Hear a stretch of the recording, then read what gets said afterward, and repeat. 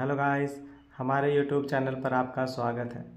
अगर आपको वीडियोस पसंद आ रही हैं तो प्लीज़ लाइक करें, कमेंट करें और शेयर करें। अगर आपने चैनल को अभी तक सब्सक्राइब नहीं किया है तो प्लीज़ चैनल को सब्सक्राइब करें। काफ़ी सालों से सावित्री आयशा के साथ थी। बचपन से रोहित की देखभाल सावित्री ने ही की थी। सावित्री आम आयाओं से काफ़ी अलग थी, पढ़ी लिखी समझदार थी। रोहित ने जब सावित्री को गेमिंग आईडी लिखवाया था तो उन्होंने उसे एक चिट्ठी में अच्छे से लिखकर ठीक मिसिज मारवा के सामने मेज पर रख दिया था ताकि मिसिज मारवा की नज़र उस चिट्ठी पर पड़े। कुछ देर आईडी को देखने के बाद आयशा ने अपने मोबाइल में रिया का आईडी टाइप किया। लाइव स्ट्रीम शुरू होने में अभी काफ़ी वक्त था। मिसिज मारवा रिया की पुरानी स्ट्रीमिंग देखने लगी। रिया जिस तरह से अपने फैंस के साथ बात करती थी, ये देखकर आयशा को भी एक दो बार हंसी आ गई। उन्हें यकीन नहीं हो रहा था कि हमेशा शांत रहने वाला आर्यन इतना विट्टी और इंटरेक्टिव कैसे हो गया था। कुछ देर बाद सावित्री ने मेज पर गर्मा गर्म सूप और खिचड़ी का बाउल रखा। सावित्री ने आयशा के फोन में झांके हुए कहा, आर्यन बाबा कितने बदल गए हैं ना। अचानक सावित्री की आवाज़ कानों में पड़ते ही आयशा चौंक गई और झटके की वजह से उसके हाथ से फ़ोन नीचे फर्श पर गिर गया। फर्श से फ़ोन को उठाते हुए आयशा ने सावित्री से कहा, इतनी जल्दी खाना बनकर तैयार हो गया। क्या पता खाना ठीक से पकाती भी हो या बस उबाल कर मुझे खिला देती हो। मुस्कुराते हुए सावित्री ने आयशा को जवाब देते हुए कहा, पिछले 1 घंटे से मैं किचन में हूँ। इसका मतलब ये हुआ कि पिछले 1 घंटे से आप आर्यन बाबा की वीडियोस एंजॉय कर रही हैं। सावित्री की बात सुनकर खुद आयशा हैरान रह गई। उसे ये समझ नहीं आ रहा था कि इतनी जल्दी 1 घंटा कैसे बीत गया था। आर्यन की वीडियोस देखने में वो इतनी खो चुकी थी कि वक्त के गुजरने का उसे एहसास ही नहीं रहा। मगर आयशा सावित्री के सामने ये दिखाना नहीं चाहती थी कि वो सचमुच आर्यन को बहुत मिस कर रही थी। इसलिए बहाना बनाते हुए आयशा ने सावित्री से कहा, मेज पर पड़ी पेपर में किसी का ईमेल एड्रेस लिखा था। मुझे लगा कोई काम की चीज़ होगी, इसलिए मैंने तो चेक करने के लिए बस एक बार ये सोशल मीडिया का आईडी अपने मोबाइल में डाला था। सावित्री मन ही मन मुस्कुराते हुए आयशा को एक थाली में पालक की खिचड़ी, सूप और सलाद सर्व करने लगी। अगले दिन सुबह सावित्री मिसिज आयशा मारवा को वॉक के लिए बाहर ले जाने लगी। जैसे ही सावित्री ने मिसिज मारवा को शॉल उठाई, मिसिज मारवा ने सावित्री से कहा, जरा वो आर्किड फूलों का गमला अपने साथ ले लो। ये बात सुनकर सावित्री हैरान रह गई। ये वही गमला था जिसमें नीदरलैंड से आए रेयर आर्किड्स थे और अब उन आर्किड के फूलों को इन्फेक्शन लग गया था। सावित्री ने फूलों का गमला अपने हाथों में ले लिया। उसके बाद सावित्री मिसिज मारवा को लेकर बंगलों के बाहर वॉक पर निकल गई। ये विला शहर के काफ़ी दूर एकांत में बना हुआ था। विला के ठीक बगल में एक छोटा सा तालाब था जहाँ रोज सावित्री और मिसिज मारवा टहलने जाया करते थे। तालाब पर जाकर आयशा सूरज के दर्शन करती। तालाब का शांत वातावरण आयशा को बहुत अच्छा लगता था। वो हर रोज़ मछलियों के लिए ब्रेड के टुकड़े ले आती और मछलियों को खाना डालती। कुछ देर तक रोज़ की तरह तालाब के किनारे बैठने के बाद आयशा ने बड़े प्यार से सावित्री के हाथ में पकड़े हुए गमले को देखा। फूलों पर बड़े प्यार से एक बार हाथ घुमाने के बाद आयशा ने सावित्री से कहा, इस गमले को तालाब में फेंक दो। सावित्री आयशा की ये बात सुनकर हैरान रह गई। बड़े ही प्यार और जतन से पाला था आयशा ने इन फूलों को, फिर अचानक इन फूलों को तालाब में फेंकने के लिए क्यों मजबूर हो रही थी। ये बात सावित्री की समझ में आ गई। सावित्री ने आयशा के कंधे पर एक हाथ रखते हुए कहा, मैं जानती हूँ आप ऐसा करने को क्यों कह रही हैं। इस पौधे का इलाज करने के लिए जो लड़की आ रही थी, शालिनी, रोहित बाबा उसे बिल्कुल पसंद नहीं करते। उन्हें लगता है कि शालिनी ज़रूर मारवा ख़ानदान को कोई तकलीफ़ पहुंचाने की कोशिश कर रही है और अगर उस लड़की को आप दूर करना चाहती हैं तो आपको लगता है कि आपके पास सिर्फ यही रास्ता है। मगर आप बिल्कुल फ़िक्र मत कीजिए, कोई ना कोई रास्ता ज़रूर निकल जाएगा। मैं जानती हूँ आपको इन फूलों से कितना प्यार है। इनसे अलग होकर आपके दिल पे क्या गुजरने वाली है, ये मैं अच्छी तरह जानती हूँ। मैं ये भी अच्छी तरह जानती हूँ, चाहे आप जुबान के कितने भी कड़वी हो, मगर दिल की बहुत नरम और साफ है, और इसलिए इतने सालों से मैं आपके साथ हूँ। मैडम, मैं ये भी अच्छी तरह जानती हूँ कि ये फूल आपके लिए क्या मायने रखता है। सावित्री की यह बात सुनते ही आयशा ने अपनी नजरें नीची कर ली। उसकी आंखों से निकली हुई एक आंसू की बूंद तालाब के पानी से जाकर टकराई। इसी के साथ शांत तालाब का पानी अचानक से हिलने लगा और आयशा को सारी पुरानी बातें फिर से याद आने लगी। आयशा मारवा मारवा खानदान की सबसे बड़ी बहू थी। इस लिहाज से फैमिली में सबसे ऊंचा दर्जा उसी का होना चाहिए था। जो औरत इस वक्त दिल्ली की रानी कहलाई जानी चाहिए थी, वो दिल्ली के बाहर सुनसान वीरान विला में अपनी जिंदगी बिता रही थी। दरअसल मिसेज मारवा मारवा परिवार से निकाले जाने के बाद भी अपने आप को रोहित से कभी जुदा नहीं कर पाई थी, मगर रोहित की भलाई के लिए ही आयशा ने रोहित से दूर रहने का फैसला किया था।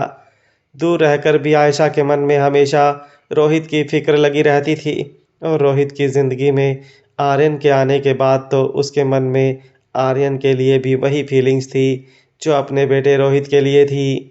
बेटे और पोते के लिए जो फीलिंग्स थी, उसको कहीं ना कहीं वो इन फूलों की देखभाल करके पूरी करती थी। और इस वक्त जिस गमले के आर्किड फूलों को इन्फेक्शन लगा था, वो फूल रोहित ने कुछ सालों पहले नीदरलैंड से आते वक्त माँ को गिफ्ट में दिए थे। ये बात शायद रोहित खुद भी भूल चुका था, मगर आयशा अब भी इन फूलों के साथ जुड़ी हुई थी। गमले में लगी फूलों की लाइफ स्पैन खत्म होने को आई थी। उन पर कीड़े लगने लगे थे। किसी तरह उनके रूट्स में इन्फेक्शन लग गया था। ये कहा जा सकता था कि अब ये पौधे की उम्र खत्म होने को आई थी। आयशा ने इसे बचाने की बहुत कोशिश की थी, मगर किसी तरह से वो पौधे में जान नहीं डाल पा रही थी। दिन ब दिन पौधा और कमज़ोर होता जा रहा था, और उस पर लगे फूल किसी भी वक्त मुरझाकर गिर सकते थे। आयशा के रूटीन चेकअप करने के लिए हर महीने डॉक्टर्स आया करते थे। आयशा को पता था कि डॉक्टर शालिनी रोहित के हॉस्पिटल में काम करती थी। पहले जब भी मिसेज मारवा का शालिनी से इंटरेक्टिंग हुआ, तब शालिनी ने अपनी रुचि फल पत्तों की स्टडी में दिखाई थी।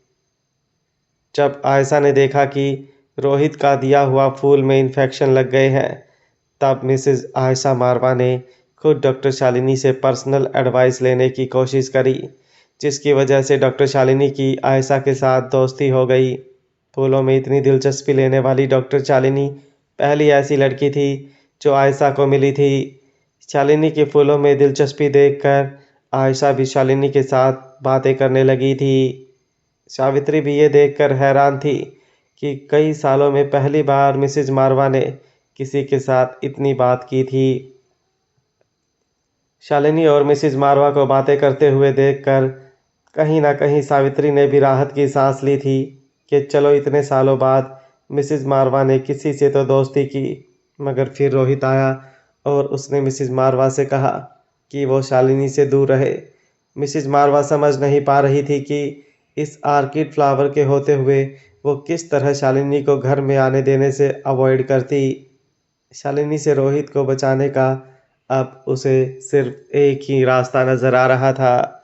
आर्किड फ्लावर का गमला सावित्री के हाथ में देकर मिसेज मारवा अपनी जगह पर खड़ी हुई। धीरे से तालाब के किनारे पर चलते हुए मिसेज मारवा ने पीछे बैठी सावित्री से कहा, उस गमले को यहीं तालाब में फेंक दो। सावित्री अच्छी तरह जानती थी कि ये गमला और ये फूल मिसेज मारवा के लिए क्या मायने रखते थे, मगर फिर भी इतने कठोर दिल से मिसेज मारवा ने सावित्री से कह दिया कि गमले को तालाब में फेंक दो। सावित्री को मिसेज मारवा की यही बात से बहुत हैरानी होती थी।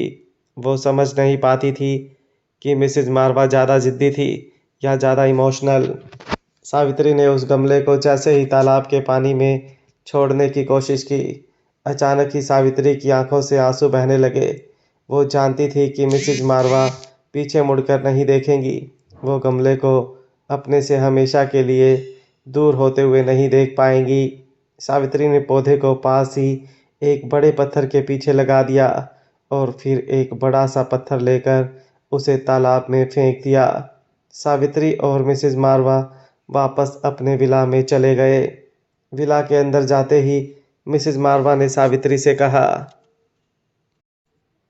मैं बहुत थक चुकी हूँ और अपने कमरे में जा रही हूँ। कुछ देर आराम करना चाहती हूँ, मुझे डिस्टर्ब मत करना। सावित्री अच्छी तरह जानती थी कि मिसेस मारवा कुछ देर के लिए अकेली रहना चाहती है। उस कमरे से जुदा होने का दुख उनकी आंखों में साफ नजर आ रहा था। मिसेस मारवा के अपने कमरे में जाने के बाद सावित्री सोच में पड़ गई कि उस कमरे के पौधे को और उन फूलों को बचाने के लिए वो क्या कर सकती थी। अचानक तभी उसे रोहित का ख्याल आया। रोहित दिल्ली ही नहीं बल्कि भारत का सबसे बड़ा बिजनेस टाइकून था। क्या वो उन फूलों की बीमारी को ठीक करने में अपनी माँ की मदद नहीं कर सकता था? मिसेस मारवा ने कभी भी रोहित की मदद नहीं ली थी। रोहित सामने से अपनी माँ का ख्याल रखने के लिए काफ़ी कोशिश करता, मगर हमेशा रोहित से मिली मदद को भी मिसेस मारवा एक्सेप्ट नहीं करती थी। सावित्री अच्छी तरह जानती थी कि अगर मिसेस मारवा की इजाज़त के बिना सावित्री ने रोहित को कांटेक्ट करके उसकी मदद ली तो मिसेस मारवा को बहुत बुरा लगेगा, मगर सावित्री मिसेस मारवा की ऐसी हालत नहीं देख पा रही थी। सावित्री ने रोहित मारवा को कॉल लगाने के लिए जैसे ही फ़ोन उठाया तभी विला की डोरबेल बजी।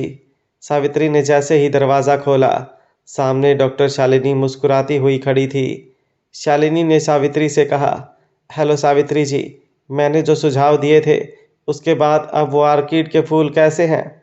सावित्री अच्छी तरह जानती थी कि आज जो कुछ भी हुआ था वो सब डॉक्टर शालिनी की वजह से हुआ था। एक लंबी सांस छोड़ते हुए सावित्री ने डॉक्टर शालिनी से कहा, आज सुबह वो सारे फूल मुरझा गए और वो पौधा भी अब मर चुका है। ये कहते हुए सावित्री ने शालिनी के मुंह पर दरवाज़ा बंद कर दिया। सावित्री का ऐसा बर्ताव देखकर डॉक्टर शालिनी हैरान रह गई। शालिनी को पौधे के मुरझाने का कोई गम नहीं था, मगर उसे इस बात का गम था कि पौधे के मुरझाने की वजह से मिसेस आशा मारवा के पास रहने का मौका शालिनी ने गंवा दिया था। शालिनी ने फिर से एक बार दरवाज़ा खटखटाया।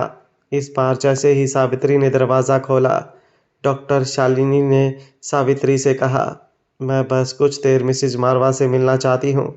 बात को टालते हुए सावित्री ने डॉक्टर शालिनी से कहा कि मिसेस मारवा की तबीयत आज बहुत ख़राब है। वो अपने कमरे में आराम कर रही हैं और आज वो किसी भी गेस्ट को मिलना नहीं चाहती। शालिनी से ये बात अच्छी तरह जानती थी कि वो रेयर ऑर्किड के फूल मिसेस मारवा के लिए जान से भी ज़्यादा प्यारे थे। उन फूलों का इलाज करके डॉक्टर शालिनी मिसेस मारवा के बेहद करीब आ सकती थी। कुछ देर शालिनी खामोश खड़ी सावित्री की ओर देखती रही। जब उसे विला के अंदर जाने का और कोई बहाना नहीं मिला तो वो चुपचाप वहाँ से जाने लगी। शालिनी ने सोचा कि शायद मिसेस मारवा की तबीयत सच में ठीक नहीं होगी। उन्हें फूलों के मुरझाने का गहरा सदमा लगा होगा। शालिनी ने सोचा कि वो कल फिर आकर मिसेस मारवा से मिलने की कोशिश करेगी। जैसे ही सावित्री ने शालिनी के जाने के बाद दरवाज़ा बंद किया, मिसेस मारवा अपने कमरे से बाहर आई। दरवाजे के पास खड़ी सावित्री से पूछा, कौन था सावित्री? अपनी नज़रें झुकाकर सावित्री ने मिसेस मारवा से कहा, डॉक्टर शालिनी आई थी आपसे मिलने के लिए। वो आपसे मिलना चाहती थी, मगर मैंने उसे कह दिया कि आपकी तबीयत ठीक नहीं है और आज आप किसी से मिलना नहीं चाहती। इसके बाद सावित्री और मिसेस मारवा खिड़की से बाहर देखने लगे। निराश डॉक्टर शालिनी को बंगलों से बाहर जाते हुए देखकर मिसेस मारवा ने कहा, लड़की बहुत उदास हो गई है। लगता है फूलों के मुरझाने की वजह से उसे भी गहरा सदमा लगा है। काफ़ी सालों बाद मुझे कोई ऐसा दोस्त मिला था जिसे मेरी ही तरह फूलों में दिलचस्पी हो। सोचा था इसकी मदद लेकर हमारे रेयर ऑर्किड फूलों के पौधे को बचा लूँगी। मिसेस मारवा के कंधे पर हाथ रखते हुए सावित्री ने कहा, मैं भी बहुत खुश थी मैडम। आपको काफ़ी सालों के बाद कोई अच्छा लगा था। किसी के साथ आपकी दोस्ती हुई थी। खिड़की के पर्दे बंद करते हुए मिसेस मारवा ने सावित्री से कहा, आजकल फूलों के बारे में जानने वाले लोग बहुत कम बचे हैं। लोगों को फूलों से अपने हर फंक्शन को डेकोरेट करना तो बहुत अच्छा लगता है, मगर उनका ख्याल रखना किसी को नहीं आता। इस बात का जवाब देते हुए सावित्री ने मिसेज मारवा से कहा, आपकी बात बिल्कुल सच है। कुछ दिन पहले मैंने भी अखबार में पढ़ा था, कुछ किसानों की फूलों की खेती बिल्कुल बर्बाद होने वाली थी। तभी फ्लावर गर्ल नाम की किसी लड़की ने फूलों को रोग से बाहर निकालने का एक नुस्खा बताया था, जिससे फूलों की फसल भी बच गई और सारे किसान मिलकर उस लड़की को दुआएं देने लगे थे। तब से लेकर आज तक न जाने कितने लोगों को मदद की है उस लड़की ने। सावित्री की बात सुनते ही अपनी आवाज ऊंची करते हुए मिसेज मारवा ने सावित्री से कहा, तो ये बात तुमने मुझे पहले क्यों नहीं बताई? हो सकता है कि उस लड़की की मदद लेकर हम अपने रेयर आर्किड के फूलों को बचा सकते थे। मिसेज मारवा की ये बात सुनते ही सावित्री को भी इस बात का एहसास हुआ। अपना एक हाथ सर पर रखते हुए सावित्री ने मिसेज मारवा से कहा, ये बात मुझे पहले क्यों नहीं सूझी? निराश मिसेज मारवा अपने सर पर हाथ रखकर सोफे पर बैठ गई और सावित्री से कहने लगी, काश तुम्हें ये बात कुछ दिन पहले याद आई होती, हम उस पौधे को बचा सकते थे। सावित्री मिसेज मारवा के घुटनों के पास आकर बैठ गई और उनसे कहने लगी, हम अभी भी उस पौधे को बचा सकते हैं। मैं जानती थी कि आपको कितना लगाव था उस पौधे से, इसलिए मैंने उस पौधे को तालाब के पास एक पत्थर के पीछे छुपा कर रखा है। अभी भी देर नहीं हुई, हमें उस लड़की को ढूंढना होगा। आप इंटरनेट के जरिए उस लड़की का पता लगाइए। अपनी जगह से खड़े होकर मिसेज मारवा ने सावित्री से कहा, तुम अभी के अभी उस तालाब के पास जाओ और उस पौधे को यहाँ ले आओ। जल्दी करो, जाओ सावित्री। वहीं दूसरी ओर वो देखो अनिका, वहां से लेकर वहां तक ये सारी जमीन मेरी होगी। इसी खूबसूरत तालाब के किनारे पे मैं अपना घर बनाऊंगी, देख लेना। तालाब के किनारे खड़ी श्रेया अपने दोनों हाथ हवा में लहराते हुए अनिका को ये सारी बातें बता रही थी। तालाब के किनारे एक पत्थर पर बैठी अनिका ने श्रेया से कहा, क्या हो गया है आज तुम्हें? क्या तुम मल्होत्रा हाउस में नहीं रहना चाहती? क्या हमारे साथ तुम्हें अच्छा नहीं लगता? अनिका की बात का जवाब देते हुए श्रेया ने कहा, अच्छा लगता है बाबा, बहुत अच्छा लगता है, मगर मैं मल्होत्रा खानदान का हिस्सा तो नहीं हूं ना, और ये बात तो कोई भी नहीं झुटला सकता। कब तक मैं उनके घर पर उनके सर पर बोझ बनकर रहूंगी? पर मैंने अब तय कर लिया है कि मैं अब दिल्ली छोड़कर नहीं कहीं नहीं जाने वाली, यहीं दिल्ली में ही सेटल हो जाऊंगी। अब सारी जिंदगी तुम्हारे मामा के घर तो पड़ी नहीं रह सकती ना। ये बात सुनकर अनिका भी सरप्राइज हो गई। तो क्या तुम अब यहीं रहने वाली हो, तालाब के किनारे? अनिका और श्रेया दोनों चलने लगी। श्रेया ने अनिका से कहा, हाँ, मैं अब यहीं पर रहने वाली हूँ। मैं यहीं पर अपने बच्चे को ढूंढूंगी। मुझे लगता है कि मेरा खोया हुआ बच्चा मुझे यहीं दिल्ली में ही मिलेगा। बच्चे से बिछड़ने का दुख क्या होता है, ये अनिका अच्छे से जानती थी। अनिका ने श्रेया के कंधे पर हाथ रखकर उसे दिलासा दिया और कहा, ज़रूर, तुम्हें अपना खोया हुआ बच्चा ज़रूर मिल जाएगा। अपने ख्यालों में खोई हुई श्रेया का ध्यान अचानक एक छोटी सी चट्टान के पीछे पड़े हुए एक गमले पर गया। श्रेया ने गमला दिखाते हुए अनिका से कहा, देखो तो वो क्या है अनिका? इतने खूबसूरत फूलों को कोई ऐसे कैसे अबैंडन कर सकता है? आर्किड के फूल एक गमले में रखे गए थे, इसीलिए श्रेया को ये। जब अनिका का ध्यान उस आर्किड के फूलों पर पड़ा तो वो देखकर हैरान रह गई। अनिका जान चुकी थी कि ये वही गमला और वही फूल थे जिसकी तस्वीर किसी ने अनिका को द फ्लावर गर्ल वाले अकाउंट पर भेजी थी। अनिका देखते ही समझ गई थी कि ये वही फूल थे जिनमें कीड़े लगे हुए थे और ये वही पौधा था जिनमें इन्फेक्शन हो चुका था। गमले को उठाते हुए श्रेया ने अनिका से कहा कि देखो तो ज़रा कितने खूबसूरत फूल हैं ये। ऐसे आर्किड्स तो मैंने इंडिया में पहले कभी नहीं देखे। अनिका ने श्रेया की बात का जवाब देते हुए कहा, हाँ, ये यूरोपियन देशों में पाए जाते हैं, बहुत ही रेयर स्पीशीज़ है। अब तो बिल्कुल विलुप्त होने वाली है ये स्पीशीज़। मन ही मन अनिका ये भी सोच रही थी कि आखिर गमले के मालिक ने इस गमले को ऐसे फेंक क्यों दिया था। क्या अनिका ने इस गमले के मालिक की बात का जवाब नहीं दिया, इसीलिए मालिक ने इस गमले को और इन खूबसूरत फूलों के पौधे को यहाँ पर छोड़ दिया था। गमले के फूलों पर श्रेया ने हाथ घुमाते हुए अनिका से कहा, ये फूल तो वाकई बहुत खूबसूरत है।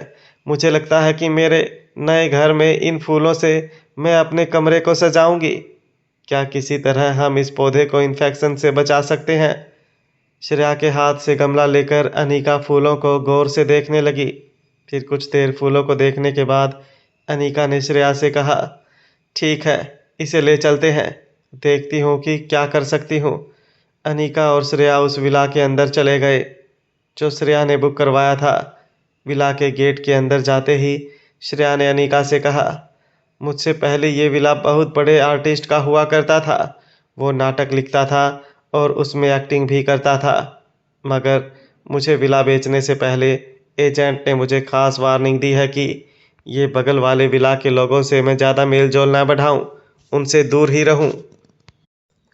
अनिका ने हैरान होकर श्रेया से पूछा कि क्यों, ऐसे कौन से लोग रहते हैं वहाँ पर जिनसे हमें दूर रहना है? अपने कंधे हवा में उछालते हुए श्रेया ने अनिका से कहा, पता नहीं, मगर मुझसे कहा गया है कि कोई मिडिल एज औरत रहती है वहाँ पर जो सबसे दूर रहना ही पसंद करती है। किसी से मेल जोल बढ़ाना उसे अच्छा नहीं लगता। और मुझे यहाँ के एजेंट ने यह भी बताया था कि चुपके से कई सारे बॉडीगार्ड्स उस औरत के प्रोटेक्शन के लिए विला के आसपास ही घूमते रहते हैं। विला के अंदर जाते ही अनिका को विला का डेकोरेशन और उसकी फर्निशिंग देखकर मन में एक सवाल आया कि ये विला तो काफ़ी एक्सपेंसिव होगा। अनिका ने श्रेया से पूछा, तुम तो छुपी रुस्तम निकली। वैसे तो मुझसे कहा करती थी कि ज़्यादा कुछ कमाई या सेविंग्स नहीं करती तुम, और अब इतना महंगा विला खरीद लिया। अनिका के हाथ पर हाथ रखते हुए श्रेया ने धीमी आवाज़ में कहा, मुझे एक बहुत अच्छी डील मिली है। दरअसल पहले वाले मालिक को ये जगह जल्द से जल्द बेचनी थी, इसलिए मुझे सिर्फ 1 करोड़ रुपए में ये विला मिला है। अनिका जानती थी कि ये विला शहर से काफ़ी दूर था।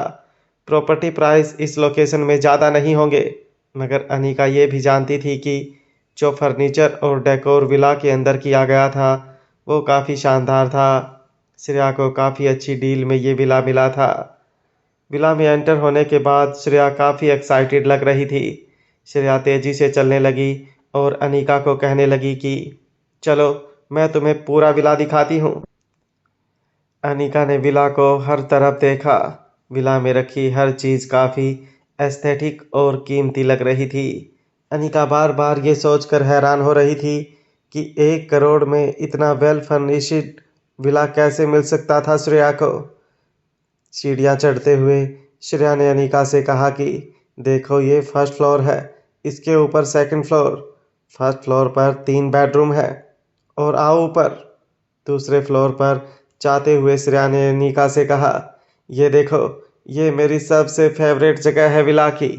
अनिका ने दूसरे फ्लोर को चारों तरफ से देखा, तब उसे रियलाइज़ हुआ कि ये एक डांस फ्लोर था जहाँ कमरे के चारों ओर शीशे लगे हुए थे। बीच में म्यूज़िक सिस्टम और फ्रेश होने के लिए एक शावर एरिया भी बनाया गया था। जब अनिका और श्रेया शावर रूम की तरफ गए तो अनिका ये देखकर हैरान हो गई कि शावर में एक जकूजी और एक बहुत बड़ा बाथ टब लगा हुआ था। हैरान अनिका ने श्रेया से पूछा, क्या तुम्हें सच में ये 1 करोड़ में मिला है? मैं मान नहीं सकती। हालांकि ये प्रॉपर्टी शहर से काफ़ी दूर है, मगर इंटीरियर डिज़ाइन और डेकोर को देखकर लगता नहीं है कि ये 1 करोड़ में तुम्हें मिल सकता है। श्रेया ने अनिका को समझाते हुए कहा कि देखो, मैं कितनी लकी हूँ। एजेंट ने मुझे बताया कि ये विला का जो प्रीवियस ओनर था वो अपनी गर्लफ्रेंड के साथ यहाँ रहना चाहता था, और कोइंसिडेंस तो ये भी था कि उसकी गर्लफ्रेंड भी एक डांसर थी। उसी के लिए ये सारी चीज़ें बनवाई गई थी। ये इंटीरियर, ये डेकोर उसकी गर्लफ्रेंड की पसंद को ध्यान में रखकर ये सब बनाया गया था। देखो, कोइंसिडेंटली मैंने ही ये बंगला खरीद लिया। मेरी पसंद और इस घर के मालिक की गर्लफ्रेंड की पसंद काफ़ी सिमिलर निकली। श्रेया ये विला को पाकर बेहद खुश थी। अनिका भी श्रेया के लिए खुश थी, मगर अनिका को इस डील में कहीं कोई गड़बड़ नज़र आ रही थी। अनिका ये मानने के लिए तैयार नहीं थी कि इतने सारे कोइंसिडेंसेस एक साथ हुए थे। अनिका ने बंगलों की सारी डिटेल्स जहांगीर को मैसेज कर दी थी और जहांगीर को ये पता लगाने को कहा कि इस बंगलों के प्रीवियस मालिक कौन थे और इस तरह ये बंगलो इतनी कम कीमत पर श्रेया को मिला था। श्रेया डांसिंग रूम में आईने के सामने बेली डांस करने लगी थी। श्रेया बंगलों में आकर काफ़ी खुश नजर आ रही थी। अनिका ने काफ़ी टाइम बाद श्रेया को इतना खुश देखा था। विला के अंदर सजाई हुई हर चीज़ ऐसी लग रही थी जैसे श्रेया के लिए ही डिज़ाइन की गई हो। श्रेया ने अनिका का हाथ पकड़कर उसे भी डांस करने के लिए डांस फ्लोर पर बुलाया, मगर किसी तरह अनिका ने अपना हाथ छुड़ाते हुए श्रेया से कहा कि तुम डांस करो, मैं तुम्हारे साथ डांस करूंगी तो तुम डांस करना भूल जाओगी। श्रेया ने अपने डांस स्टेप्स कंटिन्यू करते हुए अनिका से कहा कि तुम इतनी बोरिंग क्यों हो यार। कुछ देर तक अनिका श्रेया को डांस करते हुए देखने लगी। श्रेया को डांसिंग हॉल में छोड़कर अनिका छत पर चली गई। आसपास का लोकेशन इतना खूबसूरत था कि अनिका के मन में आया कि हर आदमी को रिटायरमेंट के बाद ऐसी ही किसी जगह पर घर लेना चाहिए, बिल्कुल सुकून और शांति की ज़िंदगी। तभी अनिका के फ़ोन पर जहांगीर का मैसेज आया। जहांगीर ने अनिका को वो सारी डिटेल्स भेजी थी जो उसने मंगवाई थी। बंगलो श्रेया से पहले राम कपूर नाम के किसी आदमी का हुआ करता था, मगर हैरान कर देने वाली बात यह थी कि इस राम कपूर ने सिर्फ 15 दिन पहले ही ये विला खरीदा था। अनिका ये सोचकर हैरान हो गई कि आखिर ऐसी क्या बात हो गई होगी कि इस इंसान ने सिर्फ 15 दिन के अंदर ही विला श्रेया को बेच दिया। तभी जहांगीर ने और एक मैसेज अनिका को भेजा। दूसरा मैसेज पढ़ते ही अनिका चौंक गई। राम कपूर ने ये बंगलो 15 दिन पहले आकाश गुलेरिया को बेचा था। म्यूजिक की ट्यून पर डांस कर रही श्रेया को देखकर एक बार अनिका को लगा कि उसे सच्चाई बता देनी चाहिए, मगर अनिका ये बात अच्छी तरह जानती थी कि आज काफ़ी दिनों बाद उसे ये खुशी मिली थी और अनिका श्रेया ये खुशी उससे छीनना नहीं चाहती थी। अनिका अच्छी तरह जानती थी कि श्रेया बहुत खुददार है। अगर उसे पता चलता कि आकाश ने जानबूझकर उसे विला बेचा है तो वो कभी इस बंगलो को एक्सेप्ट नहीं करती। कुछ देर डांस करने के बाद श्रेया के माथे से पसीना छूटने लगा। थक कर श्रेया ने अपने डांस के स्टेप्स बंद किए और छत पर आकर अनिका के बगल में खड़ी हो गई। लंबी सांस ले रही श्रेया को देखकर अनिका ने श्रेया से कहा कि क्या तुम जानती हो कि तुम्हें इतना अच्छा विला इतनी कम कीमत पर क्यों मिला है। श्रेया हैरानी से अनिका की ओर देखने लगी। श्रेया को लगा अनिका ज़रूर ऐसा कोई राज जानती थी जिससे उसे पता चल चुका था कि इतनी कम कीमत में उसको इतना शानदार विला कैसे मिला। कुछ देर तक श्रेया हैरानी से बस अनिका को देखती रही। तभी अनिका ने मुस्कुराते हुए श्रेया के कंधे पकड़कर कहा कि मेरी श्रेया इस दुनिया की सबसे लकी लड़की है। दोनों सहेलियां इस बात पर हंसने लगी। श्रेया ने अनिका को याद दिलाते हुए कहा, क्या हम उन फूलों को बचा सकते हैं? कितने खूबसूरत फूल हैं। मैं उन फूलों को अपने बेडरूम में सजाना चाहती हूँ। कुछ करो ना प्लीज़। अनिका ने श्रेया को शांत करते हुए कहा, हाँ हाँ ठीक है, देखती हूँ मैं क्या कर सकती हूँ। मुझे कुछ हल्दी, बेकिंग सोडा और नॉर्मल किचन के इंग्रेडिएंट्स चाहिए। क्या यहाँ कहीं आसपास मिलेंगी वो सारी चीज़ें? मुस्कुराते हुए श्रेया ने कहा, अरे बाबा, मैंने कहा था ना तुमसे, इस घर का पुराना मालिक अपनी गर्लफ्रेंड के साथ यहाँ सेटल होना चाहता था। सब कुछ तैयार है, किचन भी पूरी तरह से तैयार है। आओ चलकर देखते हैं तुम्हें जो जो चीज़ें चाहिए वो किचन में मौजूद है कि नहीं। दोनों सहेलियां एक दूसरे का हाथ पकड़ते हुए किचन की ओर जाने लगी। वहां सावित्री तालाब के पास दौड़ के पहुंची। सावित्री ने उस छोटी सी चट्टान के पीछे देखा जहां उसने ये पौधा छिपा कर रखा था। वो हैरान रह गई। वो पौधा वहां से गुम हो चुका था। वो ये सोच सोच कर हैरान हो रही थी कि इस सुनसान जगह पे आखिर इतनी सी देर में वो पौधा कौन लेके जा सकता था। ना तो आसपास कोई वॉचमैन था, ना ही यहाँ कोई सीसीटीवी सर्वेलेंस कैमरा लगे हुए थे जिससे पता लगाया जा सकता था कि वो ऑर्किड के फूल कौन लेकर गया था। सावित्री ने यहाँ वहाँ पौधे को ढूंढने की बहुत कोशिश की, मगर उसके हाथ निराशा ही लगी। सावित्री अच्छी तरह से जानती थी कि मिसेज मारवा को आर्किड के इस पौधे से कितना अटैचमेंट था। पौधे के गुम होने की खबर सुनकर मिसेज मारवा बहुत निराश होने वाली थी। जब निराश होकर सावित्री वापस अपने विला की ओर जाने लगी, तभी अचानक ही उसे एक तेज बदबू आने लगी। जब सावित्री ने पीछे मुड़कर देखा तो ठीक बगल के विला से दो लड़कियों की आवाज़ें आ रही थी। बदबू भी उसी विला के अंदर से आ रही थी। ऐसा लग रहा था मानो किसी ने 2-3 दवाइयाँ मिक्स करके उन्हें जला दिया हो।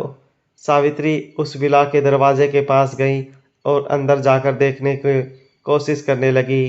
विला के अंदर गार्डन में अनीका और श्रेया ने गमला एक टीपॉय पे रखा था। अनीका ने श्रेया से कहा, देखो ये दवाई बहुत स्ट्रांग है। मैंने तुम्हें पहले ही कहा था अपना नाक रुमाल से ढक लो, मगर तुम मानी नहीं। घर के अंदर अगर इस दवाई का उपयोग करते तो कम से कम 6 दिन तक इस दवाई की बदबू पर पूरे विला में घूमती रहती। श्रेया ने अपनी नाक उंगलियों से दबाते हुए अनीका से कहा, अच्छा हुआ तुम इसे गार्डन में ले आई। अनीका ने सारी दवाई का मिक्सचर एक स्प्रेइंग कैन में डाल दिया और फिर उस पौधे को हर तरफ से स्प्रे करने लगी। विला के गेट पर खड़ी सावित्री ये देखकर हैरान हो गई कि अनीका और श्रेया के पास जो पौधा था वो वही पौधा था जो कुछ देर पहले तालाब के पास सावित्री ने रखा था। जब अनीका उन फूलों पर दवाई छिड़क रही थी, तब अचानक ही दरवाजे से किसी के चिल्लाने की आवाज़ आई। अनीका और श्रेया हैरान होकर दरवाजे की ओर देखने लगे। सावित्री विला के दरवाजे से अंदर आते हुए श्रेया और अनीका से कहने लगी, ये क्या कर रही हो तुम? छोड़ो उसे, छोड़ो इस गमले को, यह गमला मेरा है। सावित्री की ये बात सुनते ही श्रेया ने अपने दोनों हाथ मसलते हुए सावित्री से कहा, आई एम सॉरी, मुझे पता नहीं था कि ये गमला आपका है। मुझे तो वहाँ तालाब के पास एक छोटी सी चट्टान के पीछे मिला था ये गमला। फूल बेहद खूबसूरत थे। मुझे लगा जिस किसी का भी ये गमला होगा उसे शायद ये नहीं चाहिए होगा और उसे वहाँ छोड़कर चला गया है, इसलिए मैं यहाँ पर इन फूलों को गमले के साथ लेकर आई। नाराज सावित्री अपनी आवाज़ ऊंची करके श्रेया से कहने लगी, तुम जानती भी हो ये कितने बेशकीमती फूल हैं। क्या जानती हो तुम इन फूलों के बारे में? ये कहते हुए सावित्री गमला लेने के लिए आगे बढ़ने लगी, मगर इससे पहले कि सावित्री गमला अपने हाथ में लेती, अनीका ने सावित्री को पूछा, एक्सक्यूज़ मी, आपके पास क्या सबूत है कि ये गमला आप ही का है? अनीका अच्छी तरह से जानती थी कि इन फूलों की कीमत बाजार में बहुत थी। अनीका ये भी जानती थी कि इन्हीं फूलों के इलाज के लिए कल रात किसी ने अनीका को इंटरनेट पर अप्रोच किया था और सावित्री को देखते हुए अनीका को लगा कि सावित्री शायद उन औरतों में से नहीं है जो इंटरनेट का ज़्यादा इस्तेमाल करती हो। गमला सावित्री के हाथ सौंपने से पहले अनीका पूरी तरह तसल्ली करना चाहती थी कि ये गमला सावित्री का ही था। अनीका के सवाल पर अपनी नाक चढ़ाते हुए सावित्री ने अनीका से कहा, क्या मुझे ये साबित करना होगा कि ये फूल मेरे हैं? अनीका ने कहा, ऑफ कोर्स, आपको ये साबित करना पड़ेगा कि ये गमला आप ही का है। इन फूलों की बाज़ार में कीमत बहुत ज़्यादा है। अगर ये फूल सचमुच तुम्हारे हैं तो मुझे बताओ कि इन फूलों को प्रजाति किस देश में पाई जाती है? सावित्री को पता था कि ये फूल इंडिया के नहीं थे। मिसेज मारवा ने सावित्री को कई बार कहा भी था ये फूल नीदरलैंड से इंपोर्ट किए गए हैं, लेकिन अभी सावित्री को उस यूरोपीय देश का नाम याद नहीं आ रहा था। सावित्री ने अपनी आवाज़ ऊंची करते हुए अनीका से कहा, ठीक है, रुक जाओ, अभी मैं अपनी मैम से पूछ कर आती हूँ। अगर तब तक इनसे दूर रहना। इन फूलों पर किसी तरह की दवाई का इस्तेमाल मत करना। ये फूल बहुत नाजुक है, मैं अभी आती हूँ। ये कहते हुए सावित्री वहाँ से चली गई। सावित्री के जाते ही अनीका ने फिर से फूलों पर दवाई छिड़कना शुरू कर दिया। श्रेया ने अनीका को रोकते हुए कहा, ये क्या कर रही हो तुम? तुमने सुना नहीं, अभी अभी उस औरत ने क्या कहा? ये फूल बहुत नाजुक है। अनीका ने फूलों पर दवाई छिड़कना बंद नहीं किया। अनीका ने श्रेया को जवाब देते हुए कहा, इसलिए तो ये दवाई लगा रही हूँ इन फूलों पर, ताकि ये लोग इन फूलों को वापस कहीं छोड़ ना आए। इस दवाई से फूलों में फिर से जान डालना चाहती हूँ, क्योंकि मैं जानती हूँ कि कहीं ये फूल कल मुरझा गए तो फूलों को डेकोरेशन समझने वाले लोग उन्हें बाहर फेंक देंगे। कुछ देर बाद फिर से सावित्री की आवाज़ श्रेया और अनीका के कानों पर पड़ी। सावित्री मिसेज मारवा को लेकर श्रेया के विला में आ रही थी। ध्यान से पाँव रखिएगा मैडम, यहीं पर जाना है, यही है वो विला। मिसिज मारवा की पर्सनैलिटी देखकर श्रेया और अनीका अपने आप अपनी जगह से खड़े हो गए। हालांकि श्रेया और अनीका दोनों ही बहुत खूबसूरत लड़कियां थी, मगर मिसिज मारवा की पर्सनालिटी देखकर श्रेया और अनीका दोनों इम्प्रेस हो गए। बड़ी बड़ी आंखें, कानों में बड़ी बड़ी बालियां, बिल्कुल एक समान काले और सफ़ेद बाल, प्योर सिल्क की साड़ी। साड़ी पहनने का ऐसा परफेक्ट तरीका अनीका और श्रेया ने पहले कभी नहीं देखा था। मिसिज मारवा को देखकर अनीका को ऐसा लग रहा था मानो किसी महान पेंटर की पेंटिंग से वो अभी अभी चलकर बाहर निकली हैं। श्रेया से रहा नहीं गया।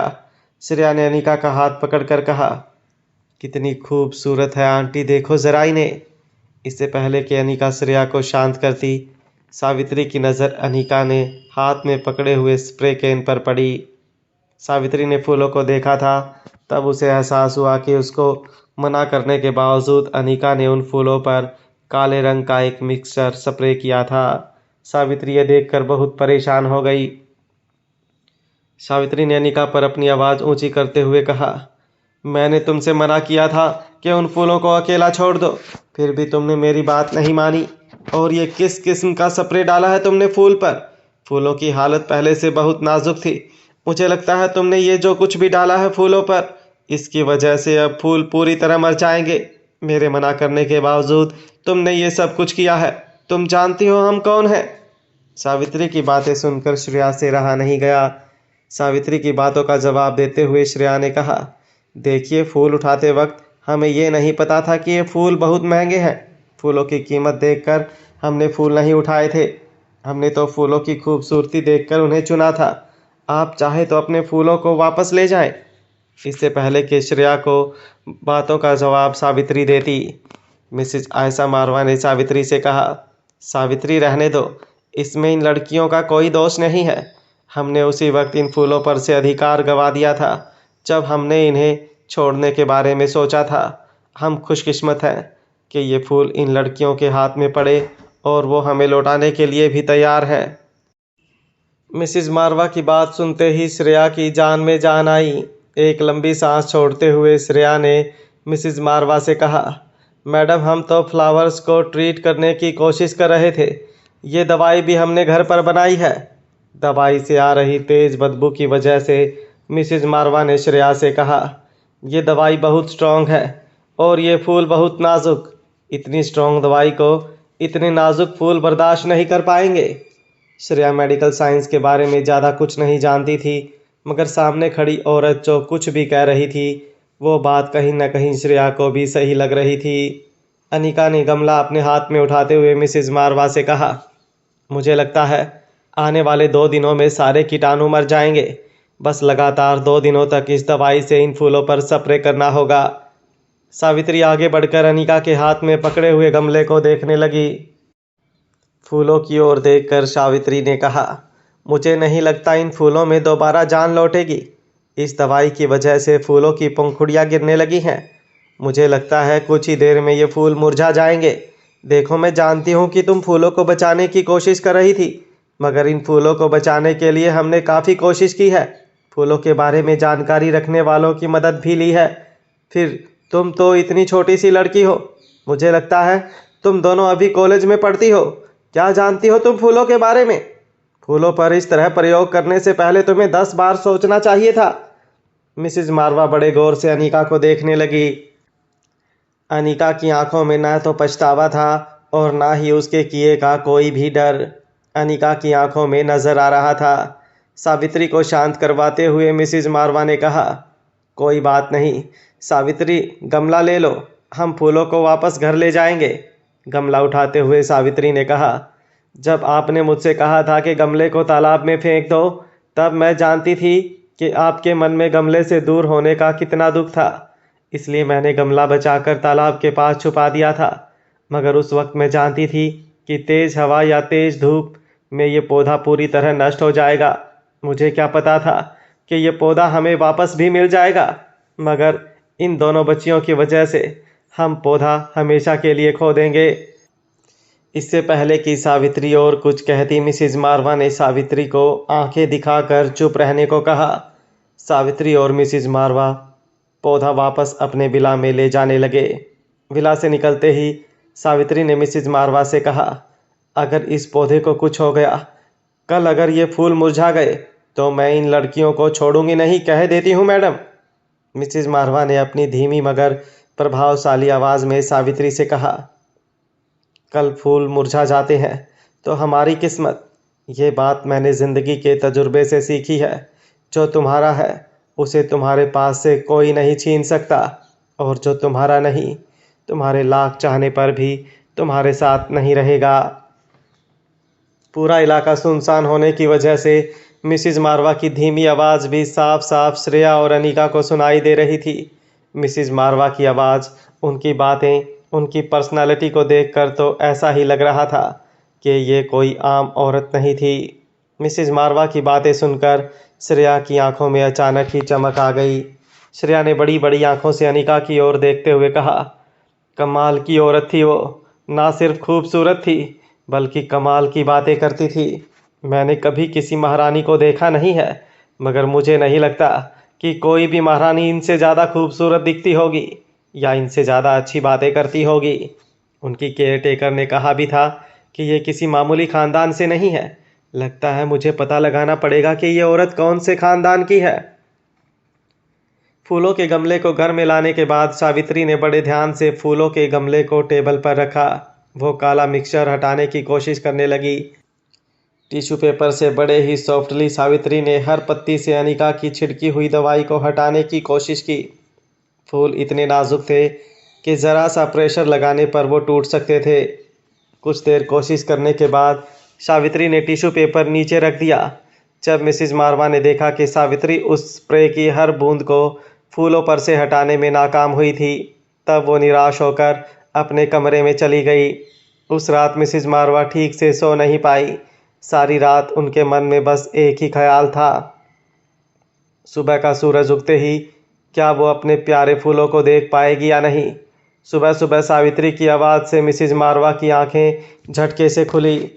मिसिज मारवा के बेडरूम के बाहर सावित्री ज़ोर ज़ोर से मिसिज मारवा को बुला रही थी और कह रही थी, जल्दी आइए मैडम, जल्दी आइए, देखिए फूलों को क्या हुआ है।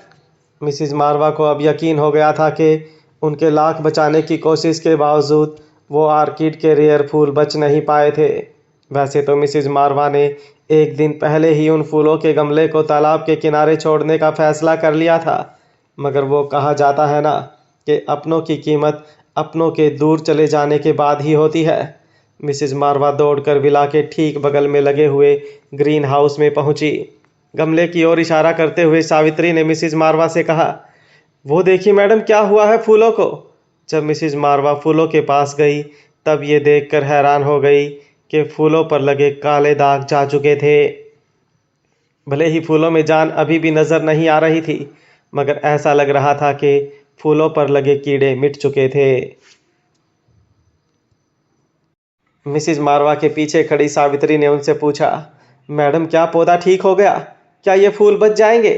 मिसिज मारवा ने ना में अपना सर हिलाते हुए कहा, नहीं, ऐसा नहीं है, कीड़े ज़रूर मिट गए हैं। मुझे लगता है कि कल जो स्प्रे फूलों पर डाला गया था, उस स्प्रे के वजह से फूलों की हालत और सीरियस हो गई है। ये किसी भी वक्त मुरझा सकते हैं। इन डेलिकेट आर्किड फ्लावर को पेस्टिसाइड से दूर रखना चाहिए। मुझे लगता है उन लड़कियों को ये बात पता नहीं थी। पेस्टिसाइड में हार्मफुल केमिकल्स होते हैं जिनकी वजह से इन डेलिकेट फ्लावर को बहुत नुकसान पहुंचा है।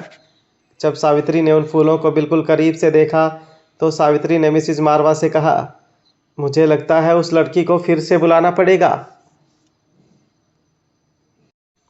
सावित्री ने अपनी बात आगे बढ़ाते हुए कहा, मैडम एक बात कहूँ, कल मैंने ही आपसे कहा कि उन दोनों नादान लड़कियों की वजह से हम हमारे इन फूलों को खो देंगे, मगर आज इन फूलों को देखकर लग रहा है कि अभी भी उम्मीद है। क्या आपको लगता है मुझे फिर से उन्होंने दिए स्प्रे को इन फूलों पर लगाना चाहिए? हमने इतनी दवाइयाँ इस्तेमाल करके इन फूलों को बचाने की कोशिश की है, एक और कोशिश करने में आखिर हर्ज ही क्या है? कुछ देर सोचने के बाद मिसिज मारवा ने सावित्री से कहा, ठीक है, बड़े आराम से स्प्रे करना। स्प्रे डालकर फूलों को धूप में छोड़ देना। 2-3 घंटों बाद आकर देखेंगे क्या हालत है हमारे फूलों की। सावित्री ने फूलों पर स्प्रे किया और उन्हें धूप में रख दिया। जब 4 घंटे बाद सावित्री ग्रीन हाउस में फिर से फूलों को देखने आई तो फूलों को देखकर वो हैरान रह गई। सावित्री ज़ोर ज़ोर से चिल्लाकर अपनी मैडम को बुलाने लगी। मैम मैम आइए देखिए, फूलों में तो नई जान आ गई है। जब मिसेज मारवा ने बाहर आकर गमले के फूलों को देखा तो उनके चेहरे पर एक बड़ी सी मुस्कान आ गई। कुछ देर अपने मन में कुछ सोचने के बाद उन्होंने सावित्री से कहा, जरा पता लगा वो लड़की कौन थी जिन्होंने इन फूलों को नया जीवन दान दिया है।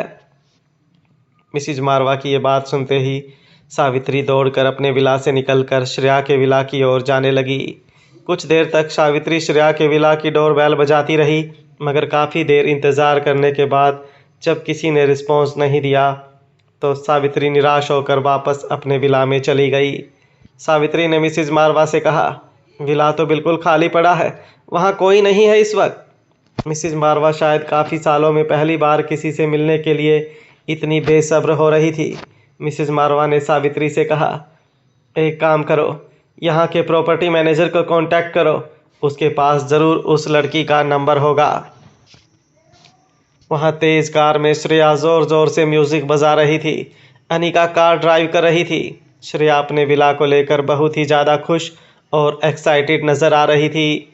श्रेया अनिका के साथ आर्यन को अपना नया विला दिखाने ले जा रही थी। पीछे खामोश बैठे आर्यन की ओर मुड़ते हुए श्रेया ने आर्यन से पूछा, क्या तुमने कभी किसी के घर के बाहर बहती हुई नदी देखी है? एक तरफ नदी, एक तरफ तालाब, तालाब के किनारे बहुत सारे कमल के फूल। तुम्हें जानकर बहुत खुशी होगी कि तुम्हारी श्रेया मौसी ने बिल्कुल ऐसा ही एक सुंदर सा विला लिया है अपने लिए। अब से कुछ दिनों बाद श्रेया मौसी उसी विला में रहेंगी। तुम हर हफ्ते आना मुझसे मिलने अपनी इस बोरिंग और बिजी माँ को लेकर। अब हम मिलकर बहुत मस्ती करेंगे। कुछ देर खामोश रहने के बाद आर्यन ने अपनी धीमी और सॉफ्ट आवाज़ में श्रेया से कहा, हमारे बड़े बंगलों में दादी माँ ने एक बहुत बड़ा आर्टिफिशियल पॉन्ड बनवाया है। श्रेया समझ नहीं पा रही थी कि कोई इतने बड़े घर में कैसे रह सकता था जहाँ पर एक आर्टिफिशियल पॉन्ड बनवाया गया हो।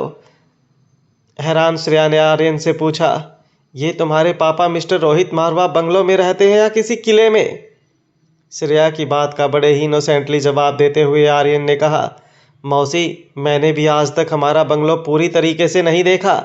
आर्यन की बात पर श्रेया और अनिका एक दूसरे की ओर खामोश देखते रहे। जैसे ही सावित्री ने कार के आने की आवाज़ सुनी वो तेज़ी से अपने विला से बाहर निकली। बाहर निकलते ही सावित्री ने अनिका को विला के अंदर जाते हुए देखा। तभी सावित्री ने पीछे से आवाज़ लगाते हुए कहा, सुनो लड़की, रुक जाओ, मेरे साथ अंदर चलो। आर्यन का चेहरा उस वक्त श्रेया के विला की तरफ था। अनिका तेजी से सावित्री के पास गई और उन्हें दोनों हाथों से पकड़कर पूछने लगी, क्या हुआ, आंटी की तबीयत ठीक तो है ना? तभी अचानक आर्यन की नज़र अनिका से बात कर रही सावित्री पर पड़ी। सावित्री को देखते ही आर्यन श्रेया के पीछे छुप गया। आर्यन अच्छी तरह जानता था कि सावित्री उसकी दादी माँ की केयर टेकर थी और आर्यन ये भी जानता था कि आज अगर सावित्री ने उसे अनिका और श्रेया के साथ देख लिया तो उनका सारा भांडा फूट जाएगा। आर्यन ने अचानक ही बहाना बनाते हुए श्रेया से कहा, मौसी जल्दी से कार का दरवाज़ा खोलो, मुझे बहुत धूप लग रही है। मौसी मुझे धूप में खड़े रहने की आदत नहीं है, अगर मुझे सनस्ट्रोक हो गया तो पापा मुझे बहुत डांटेंगे। रोहित मारवा का नाम सुनते ही श्रेया ने अपने रिमोट से कार को अनलॉक किया। जैसे ही आर्यन कार में बैठा श्रेया अनिका के पीछे मिसेज मारवा के विला में चली गई। मिसेज मारवा को ग्रीन हाउस के बगल में खड़े देखकर श्रेया और अनिका एक दूसरे को देखने लगे। उन्हें लगा था कि सावित्री ने उन्हें इसलिए इतनी जल्दी बुलाया था क्योंकि शायद वो लेडी किसी तकलीफ़ में थी। श्रेया ने धीमी आवाज़ में पूछा, आंटी की तबीयत तो ठीक लग रही है, फिर तुमने हमें इस तरह यहाँ क्यों बुलाया? तेज़ी से ग्रीन हाउस की ओर बढ़ते हुए सावित्री ने श्रेया से कहा, वो फूल जिन पर तुमने दवाई छिड़की थी वो मैडम को अपनी जान से भी ज़्यादा प्यारे हैं। मैंने तुम्हें इसलिए यहाँ बुलाया है क्योंकि तुम्हारी दी हुई दवाई से फूलों में थोड़ा फ़र्क पड़ा है। अब तुम ही देखकर बताओ, क्या वो बच सकते हैं? अनिका ग्रीन हाउस के अंदर स्लीपर्स पहनकर चली गई। श्रेया और सावित्री ग्रीन हाउस के गेट के पास ही खड़े रह गए।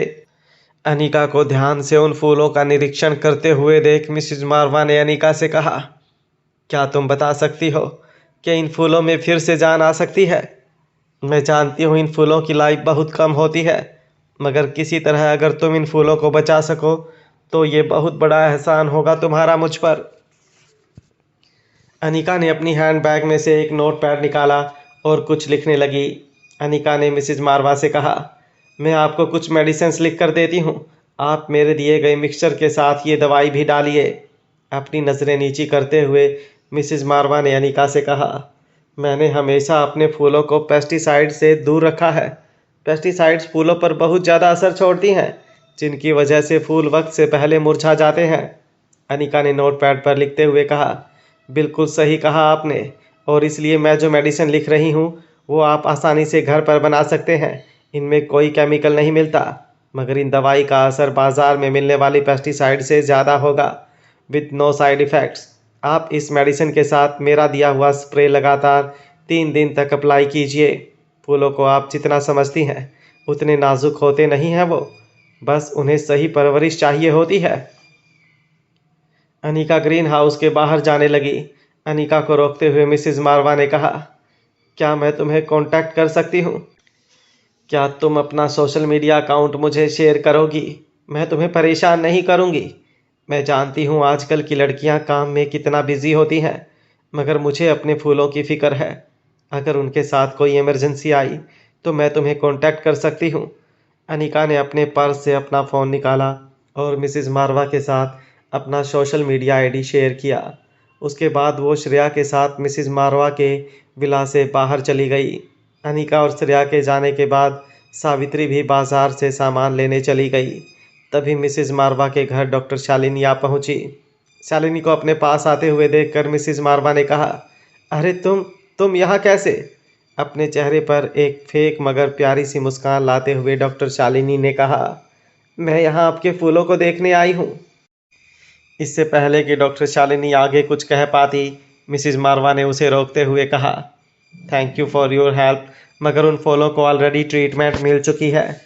शालिनी ने अलग अलग वेबसाइट पे कई लोगों से पूछताछ की थी कि इस आर्किड को कैसे ठीक किया जाए, मगर किसी ने भी उसकी मदद नहीं की थी।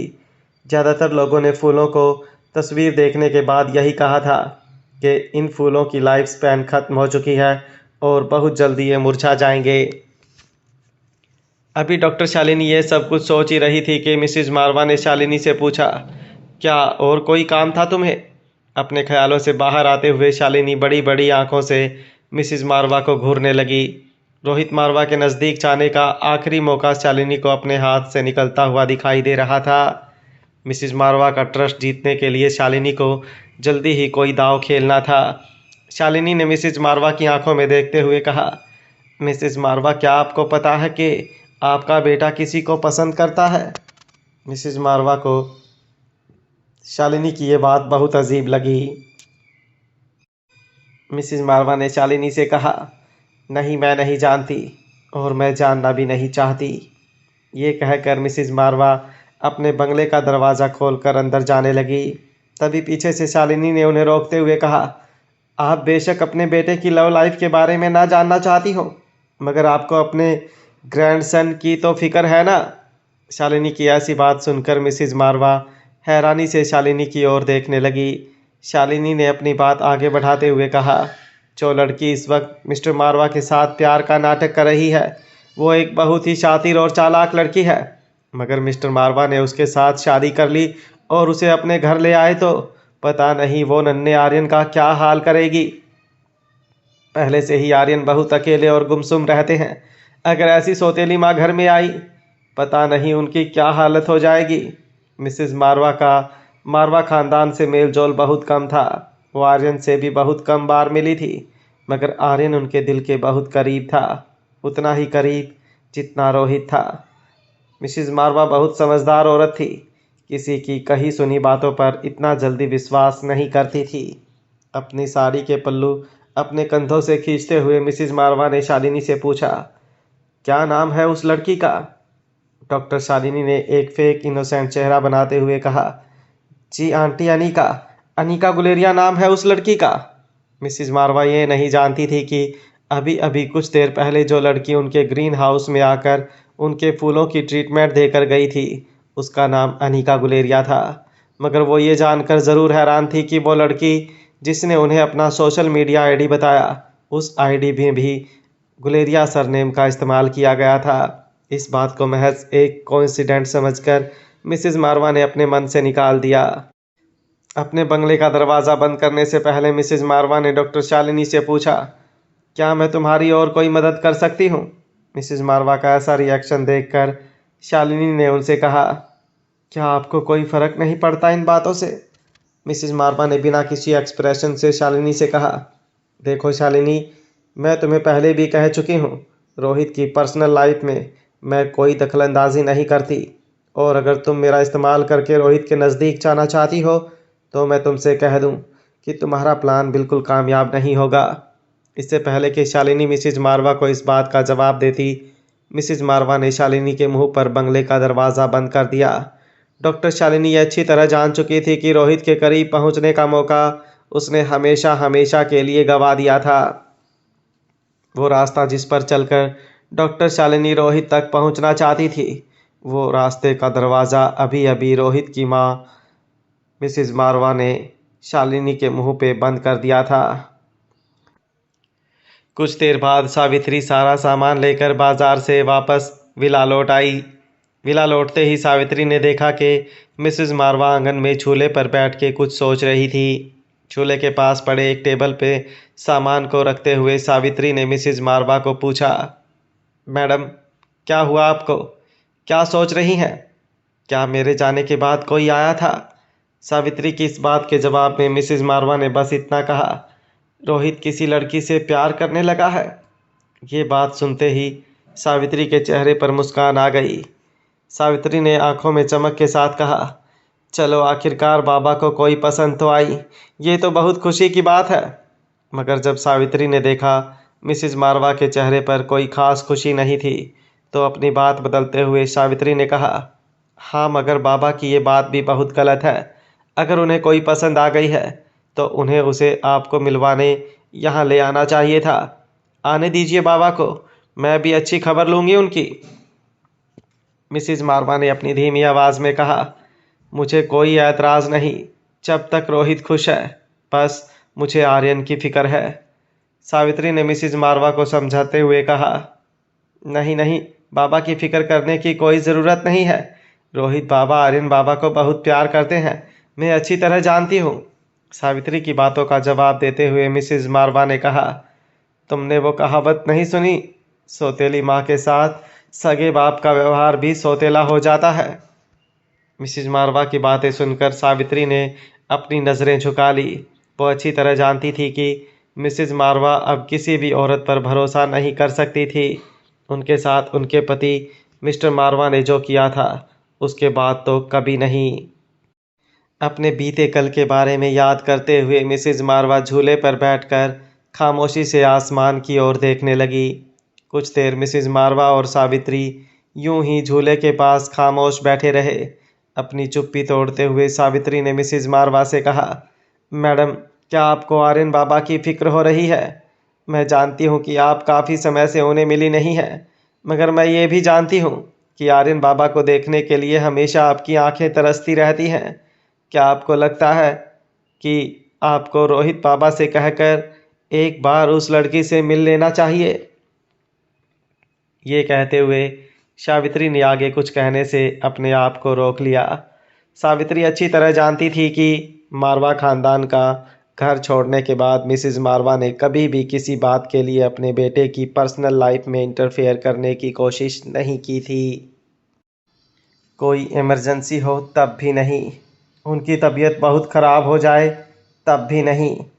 आयशा मारवा की ओर देखकर सावित्री को हमेशा ही ऐसा लगता था जैसे वो कोई रियासत की रानी तो थी, मगर उन्हें अपने ही परिवार का साथ नहीं मिला था। आसमान में नज़रें जमाए हुए मिसेज मारवा ने सावित्री से कहा, रोहित को फ़ोन लगाकर कहो कि आर्यन को मेरे पास ले आए, मैं आर्यन से मिलना चाहती हूँ।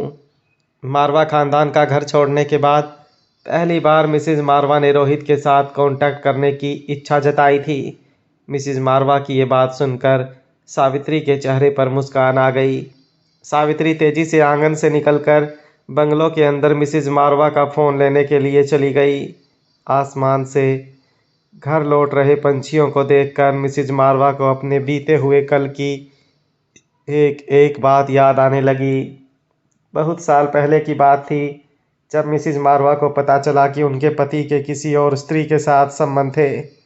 जिस इंसान पर उन्होंने अपनी जान से भी ज़्यादा भरोसा किया था, उसी ने उन्हें धोखा दिया था। रोहित के पापा ने आयशा से साफ कह दिया था कि वो अपने नए रिश्ते में बेहद खुश है और वो उस औरत से बहुत प्यार करते थे। मगर आयशा मारवा को ज़िंदगी का धक्का तब लगा जब रोहित के पापा ने उनसे कहा कि वो औरत उनके बच्चे की मां बनने वाली है। आयशा मारवा समझ चुकी थी कि अब रोहित के पापा की ज़िंदगी में उनकी कोई जगह नहीं थी। उनके सामने बस एक ही रास्ता था, डाइवोर्स। मगर मिसेस आयशा मारवा ये भी अच्छे से समझती थी कि डाइवोर्स लेने का ये भी मतलब था कि रोहित से आने वाले दिनों में मारवा ख़ानदान के सारे अधिकार छीन लिए जाते, क्योंकि रोहित के पापा और उस औरत का होने वाला बच्चा ख़ानदान का नया वारिस होता। मगर मिसेज मारवा ने सोच लिया था कि वो अपने बेटे को लेकर एक नई ज़िंदगी की शुरुआत करेंगी। वो किसी भी कीमत पर नहीं चाहती थी कि मारवा ख़ानदान के हक और अधिकार रोहित से छीन लिए जाएं। आयशा मारवा डाइवोर्स के बारे में सोच ही रही थी, तभी रोहित की दादी ने आयशा को सुझाव देते हुए कहा कि वो अपने फैसले पर एक बात सोच ले। कुछ दिनों के लिए मारवा ख़ानदान से, रोहित से और रोहित के पापा से दूर रहकर एकांत में अपने आप से ये सवाल पूछे कि उसे डाइवोर्स चाहिए या नहीं। दादी माँ के कहने पर आयशा कुछ दिनों के लिए अपने स्वामी जी के आश्रम में चली गई।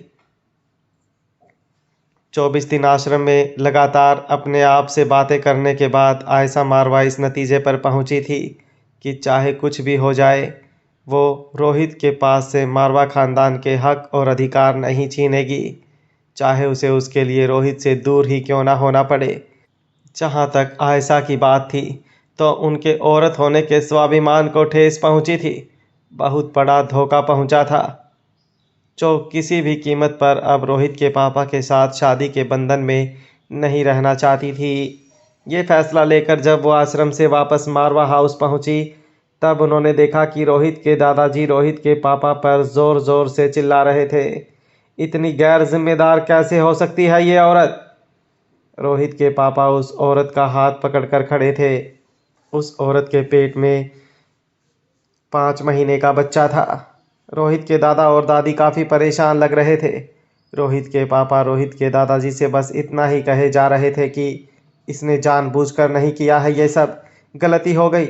ये जानबूझकर ऐसा कभी नहीं कर सकती। मैं जानता हूँ इसे अच्छी तरह। हम दोनों बहुत प्यार करते हैं एक दूसरे से। आयशा मारवा समझ नहीं पा रही थी कि आखिर किस बात को लेकर इतना बड़ा टेंशन चल रहा था। तभी एक नौकर ने आकर आयशा से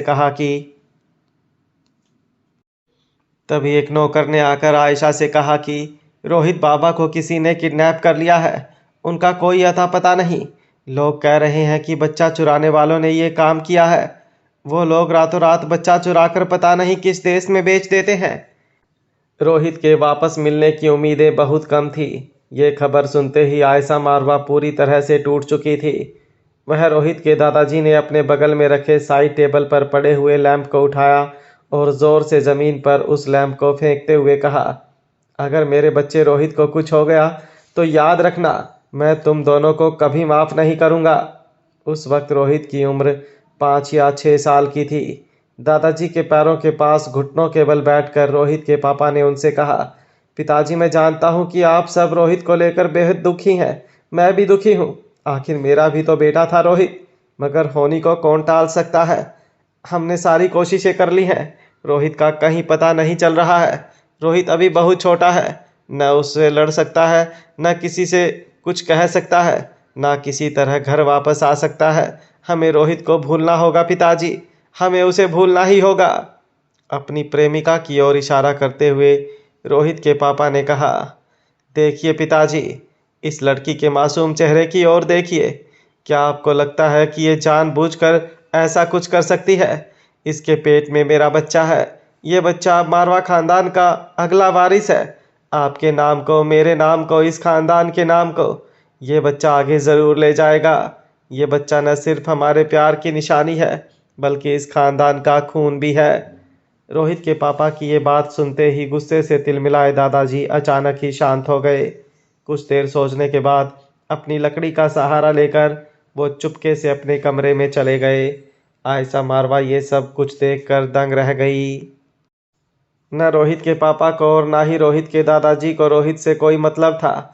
उन सब को मतलब था तो सिर्फ मारवा खानदान के होने वाले वारिस से। जब दादाजी को पता चला कि मारवा खानदान को एक वारिस मिलने वाला है, तब अचानक ही उनके दिल में रोहित के लिए सारी चिंता खत्म हो गई। उस दिन आयशा मारवा को एक बात का यकीन हो गया कि एक बच्चे को उसकी माँ से ज़्यादा कोई नहीं प्यार कर सकता। शायद यही वजह थी कि आयशा मारवा भी मारवा खानदान से दूर रहने के बावजूद मारवा खानदान से किसी न किसी तरह से जुड़ी हुई थी।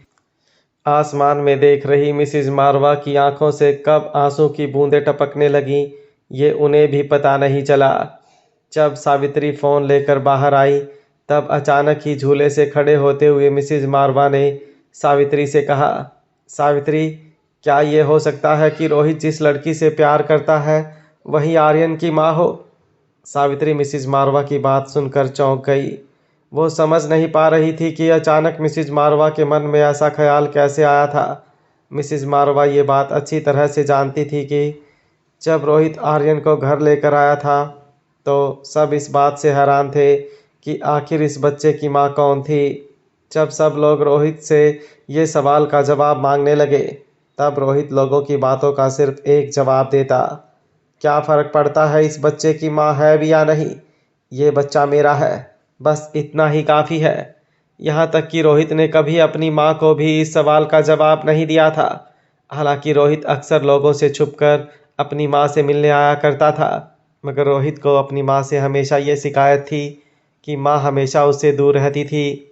जब रोहित इतना छोटा था कि उसे अपनी माँ की सबसे ज़्यादा ज़रूरत थी, तब भी उसकी माँ उससे दूर ही रहा करती थी। रोहित ये नहीं जानता था कि उसकी माँ ने ये सब इसलिए किया था क्योंकि वो रोहित को सेफ रखना चाहती थी। रोहित जब भी अपनी माँ से मिलने आता तो दोनों घंटों तक एक दूसरे के सामने बैठे रहते, मगर एक दूसरे से बात करने के लिए उनके पास कोई टॉपिक नहीं होता था। बस रोहित की आंखों में हमेशा से अपनी माँ के लिए एक ही सवाल रहता कि आखिर उसकी माँ उसे पूरी तरह अपनाती क्यों नहीं। मन ही मन ये बात सिर्फ आयशा जानती थी कि रोहित को अपने साथ रखने का मतलब था रोहित की ज़िंदगी में मुश्किलें पैदा करना। रोहित के अच्छे भविष्य के लिए रोहित की माँ ने अपने इमोशंस पर पत्थर रखकर अपने बेटे को खुद से दूर रखा था। मारवा हाउस में रोहित ने जब सावित्री का कॉल डिस्कनेक्ट किया तो वो ये सोचकर चौंक गया था कि आज इतने सालों में पहली बार रोहित की माँ ने रोहित को और आर्यन को मिलने बुलाया था। रोहित ये सोच सोचकर हैरान हो रहा था कि ऐसी क्या बात हुई होगी जो रोहित की माँ ने इतने सालों में पहली बार ऐसा कदम उठाया था। बेडरूम में अपनी बारबी डॉल से खेल रही रिया की ओर देखकर रोहित ने पूछा कि आर्यन, क्या तुम अपनी दादी माँ से मिलना चाहोगे? रोहित की बात पर हैरान होते हुए रिया ने पूछा, क्या मेरी कोई दादी माँ भी है? आर्यन ने कभी भी रिया से रोहित की माँ का जिक्र नहीं किया था। पकड़े जाने के डर से रिया ने अपनी बात बदलते हुए रोहित से कहा, मेरा मतलब है, क्या हमें आज ही जाना होगा? रोहित ने लैपटॉप पर कुछ टाइप करते हुए रिया से कहा, हाँ आज ही जाना है। तुम एक काम करो, अपने बेडरूम में जाकर तैयार हो जाओ, मैं ये कुछ काम निपटा कर आता हूँ। अपनी बारबी डॉल अपने हाथ में लेकर रिया रोहित के बेडरूम से निकलकर अपने बेडरूम की ओर जाने लगी। कॉरिडोर से जा रही रिया को अचानक ही अपने सामने आयुष मारवा खड़ा नजर आया। लड्डू के पापा आयुष को अपनी ओर देखते हुए देखकर रिया अपनी जगह खड़ी हो गई और बड़े ही प्यार से आयुष को स्माइल देते हुए रिया ने कहा, हेलो चाचू, हाउ आर यू? आयुष ने भी मुस्कुराते हुए रिया से पूछा, आर्यन, कहाँ जा रहे हो इस गुड़िया को लेकर? रिया अच्छी तरह जानती थी कि आर्यन को गुड़ियों से खेलना पसंद नहीं था। आयुष मारवा को किसी तरह का शक न हो जाए, इसलिए रिया ने बात बदलते हुए कहा, अरे चाचू, मैं तो गुड़िया से नफरत करता हूँ, मुझे ऐसे खिलौने पसंद नहीं। मगर वो क्या है ना, आज मुझे इसी तरह की पेंटिंग करने का बहुत मन कर रहा था, इसलिए सोचा कि क्यों ना गुड़िया की पेंटिंग बना दूं। मगर पापा ने कहा कि दादी माँ से मिलने जाना है, तो मैं तैयार होने जा रहा हूँ। रिया का जवाब सुनकर मुस्कुराते हुए आयुष ने रिया से पूछा, आर्यन बेटा, पहले तो तुम बहुत चुपचाप रहते थे, ना किसी से बोलते थे ना किसी से बात करते थे। यह अचानक तुम्हें हो क्या गया है? तुम इतनी बातें करने लगे हो। रिया ने सोचा नहीं था कि उसके आयुष चाचा उसे इस तरह का कोई सवाल पूछेंगे, मगर रिया भी इतनी आसानी से फंसने वाली नहीं थी। रिया ने अपने होठों को दबाते हुए कुछ देर सोच कर कहा, क्योंकि अब मैं ठीक हो चुका हूँ। ये बात सुनते ही आयुष हैरान हो गया। मौका देखकर रिया ने भी अपनी बात आगे बढ़ाते हुए कह दिया कि आयुष चाचू, क्या आपको पता है मुझे किसने ठीक किया है? आयुष कान लगाकर रिया की अगली बात का इंतजार करने लगा। यहाँ वहाँ देखकर रिया ने आयुष से कहा, मुझे मेरी मम्मी ने ठीक किया है। आयुष ये बात सुनकर हैरान रह गया कि आर्यन की कोई मम्मी भी थी और आर्यन उसके साथ कांटेक्ट में था। आयुष ने आर्यन से पूछा, मम्मी? कौन है तुम्हारी मम्मी? आयुष चाहता था कि बस किसी तरह उसे कोई ऐसी बात मिल जाए जिससे वो रोहित को परिवार में नीचा दिखा सके। रिया ने अपने हाथ मसलते हुए आयुष से कहा, जानते हो चाचू, मेरी मम्मा कौन है? मेरे पापा की